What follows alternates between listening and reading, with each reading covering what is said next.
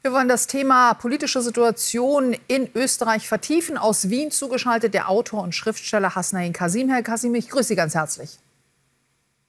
Hallo, guten Tag. Sie leben in Wien, oder sollte ich besser sagen, Sie leben noch in Wien. Wie schauen Sie in die Zukunft? Nein, ich lebe in Wien. Ich lebe seit 8 Jahren in Wien. Und ich muss sagen, ich lebe sehr gerne in Wien. Das ist der Ort, an dem ich am längsten gelebt habe, überhaupt in meinem 50-jährigen Leben freiwillig. Und ich habe auch nicht vor, diese Stadt zu verlassen. Ich blicke allerdings mit Sorge in die Zukunft, nicht mit Panik, aber mit Sorge, weil ich natürlich nicht weiß, wie wird sich das gesellschaftliche Klima hier verändern. Warum habe ich gerne gelebt? Es gab in Österreich, soweit ich es weiß, keine brennenden Flüchtlingsheime, es gab keine Menschenjagden, man geht hier sehr anständig und nett miteinander um. Also es ist auch ein sehr multikulturelles Land, nicht nur Wien, sondern das Land auch auf dem ländlichen. Im ländlichen wird man freundlich begrüßt und behandelt. Aber das kann natürlich sich ändern, weil die FPÖ sehr enge Verbindungen hat zum Identitären, zur Remigration. Da spielt Ethnie eine Rolle, also solche Rassismen. Da mache ich mir sehr große Sorgen. Was glauben Sie in den anstehenden Koalitionsverhandlungen? Wo werden für die ÖVP rote Linien sein, wenn überhaupt? Das ist die große Frage. Ich glaube ehrlich gesagt, dass sich die ÖVP gar nicht so viele rote Linien erlauben kann.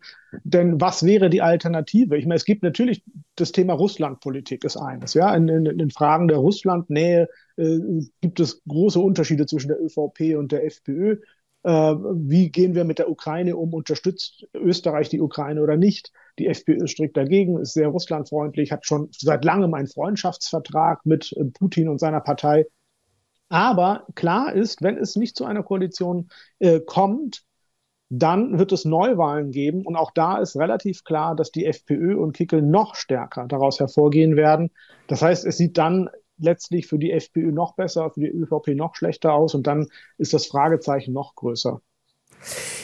Die Tatsache, dass die Koalitionsverhandlungen zwischen den anderen 3 Parteien gescheitert sind, wie wird das in Österreich jetzt noch behandelt und thematisiert? Ist man da auf der Suche nach dem Schuldigen sozusagen oder sind alle 3 Parteien gleichermaßen schuldig?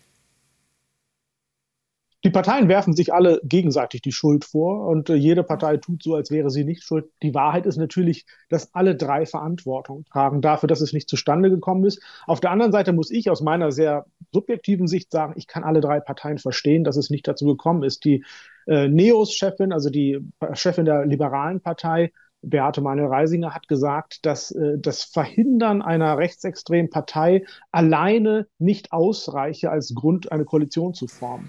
Und das klingt nun zunächst mal vielleicht überraschend und man denkt, eine demokratische Partei müssten alles tun, um eine rechtsextreme Partei zu verhindern. Aber da reicht dann wiederum von Österreich aus ein Blick nach Deutschland. Da ist die Ampelkoalition gescheitert, ohne eine rechtsextreme Regierungsübernahme im Rücken zu haben. Und ist eben aus inhaltlichen Gründen gescheitert.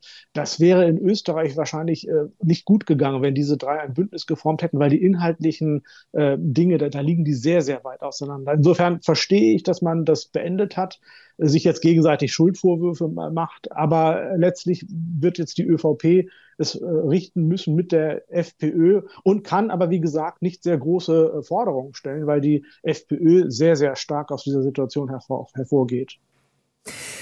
Herr Kasim, gestern hat es schon erste Demonstrationen gegeben gegen FPÖ, gegen Kickl. Ist damit zu rechnen oder gibt es tatsächlich, haben Sie Kenntnis darüber, dass sich das Ganze noch ausweiten könnte an Demonstrationen?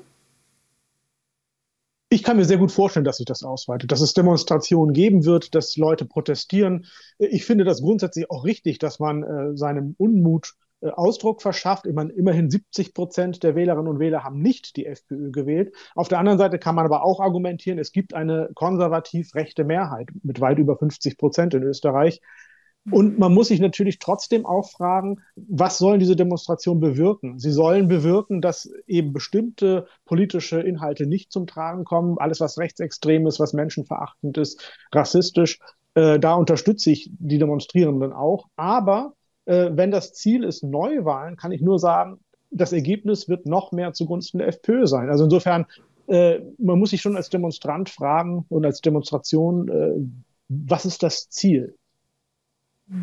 Herr Kasim, Sie haben eben schon auch so ein bisschen angeschnitten, die Situation hier bei uns in Deutschland. In den letzten Tagen, seitdem klar war, die Koalitionsverhandlungen kommen nicht voran in Österreich, es wird auf Kickl hinauslaufen, werden unfassbar viele Parallelen gezogen zur Lage hier bei uns in Deutschland, auch mit der AfD. Aber sind die angebracht? Ich meine, die FPÖ ist seit Jahrzehnten in der österreichischen Politik. Die waren auch schon in Politikverantwortung. Vergleicht man da nicht Äpfel mit Birnen? Ja, so ganz stimmt der Vergleich natürlich in der Tat nicht, denn die FPÖ kommt aus der liberalen Tradition, einerseits aus der wirtschaftsliberalen, auf der anderen Seite schon Mitte der 50er Jahre gegründet mit vielen Altnazis aus der damaligen Zeit. Also insofern das Rechte und Rechtsextreme war schon immer dabei, aber auch das Liberale, sie ist ja dann in das Rechtspopulistische abgedriftet in den 90ern, im Grunde genommen durch Jörg Haider erst, da dann groß geworden mit dem Rechtsextremismus. Aber auf der anderen Seite ist die Situation natürlich doch vergleichbar, denn es ist ja die Frage, wie verhindern wir das Erstarken von Rechtspopulisten bis Rechtsextremisten? Und die FPÖ hat einen Aufstieg hingelegt in den vergangenen Jahren, der schon erstaunlich ist, nach dem Ibiza-Skandal, wo ihr Korruption vorgeworfen wurde, zu Recht, und wo nachgewiesen wurde, dass der damalige Vizekanzler Strache bereit ist, das Land im Grunde genommen auch zu verscherbeln und Medieneinfluss zu nehmen mit Geld, also Medien zu kaufen. All das ist ja sind Vorwürfe, die man hier und da auch der AfD machen kann. Also es geht um Rechtspopulismus und wie verhindert man das? Und die große Frage ist ja, was wir auch in Deutschland sehen, ist die Brandmauer das Richtige? Und ich glaube, man braucht da wirklich einen sehr pragmatischen Blick drauf, um zu sagen, wie kann man das Erstarken, das weitere Erstarken von Rechtspopulisten und Rechtsextremisten verhindern? Und wir haben gesehen, in Österreich funktioniert das mit der Brandmauer nicht. Man geht mit denen um, man muss mit denen umgehen. Es bleibt gar nichts anderes übrig, denn auch wenn es Neuwahlen gibt, wird man noch mehr mit denen umgehen müssen. Schauen wir in Deutschland, wie das da ausgeht. Ich weiß es nicht. Herr Kasim, besten Dank für das Gespräch. Danke auch.